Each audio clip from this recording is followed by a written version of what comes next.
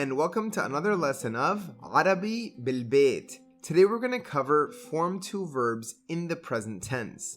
We're going to build on what we learned about Form 1 verbs, so if you haven't checked out those videos, click on the little box that appears on the screen. But a quick recap though, if you recall, Form 1 verbs are designated by the pattern fa'ala. Remember that the stem vowel is unpredictable in Form 1. It can take the fatha, kasra, or dhamma, and the only way to know which one it is to either be familiar with the verb or consult a dictionary.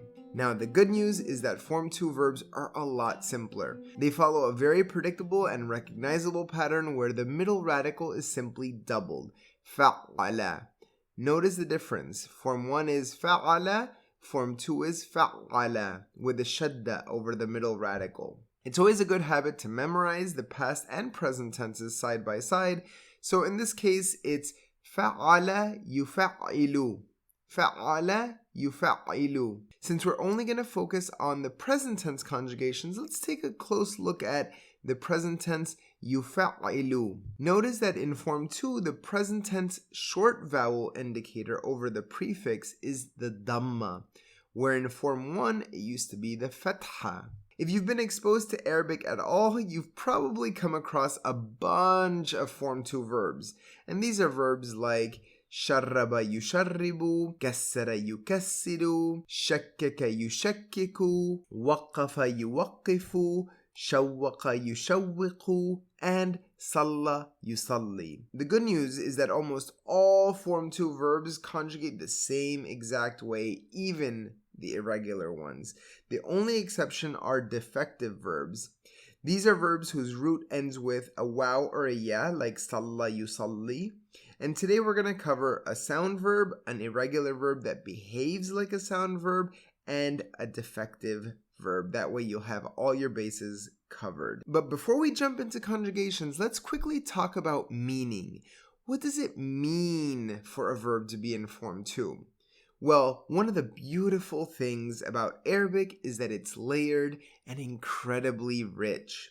Take the Form 1 verb dahika, which means to laugh. The Form 2 version is dahaka, which means to make someone laugh. In general, Form 2 verbs are what we call transitive. That's just a fancy way of saying the verb does an action to someone or something. And the receiver of that action is called the direct object, or what we call in Arabic, the maf'ul bihi. For example, if you wanted to just say the child laughed, you'd use Form 1, dahika at-tiflu. The child laughed. Notice there isn't a direct object. The complete sentence is the child laughed. If you wanted to say the child made someone laugh, say a professor, you'd say something like ضحك الطفل الأستاذ. The child made the professor laugh. Notice I used the Form 2 verb ضحك to make someone laugh. There's also رقص, Form 1, to dance, and رقص, to make someone dance. Another one is وقف in Form 1, which means to stop, and in Form 2, وقف, meaning to make someone stop. Form 2 verbs can take on other meanings, but transitivity is the bulk of it. Think about who is performing the action and to whom. And now we can get conjugating. Let's start with the sound verb كسر يكسر, meaning to break into tiny pieces or to shatter. Now, take a look at the conjugation chart. You'll notice that it's pretty standard. All the prefixes are what they should be, all pretty standard.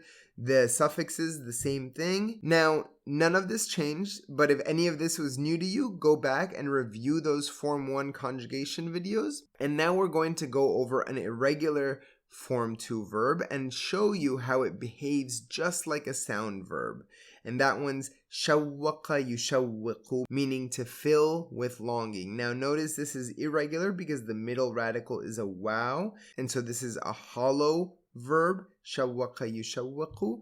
And you'll take a look. Notice that the waw remains in place in all the conjugations.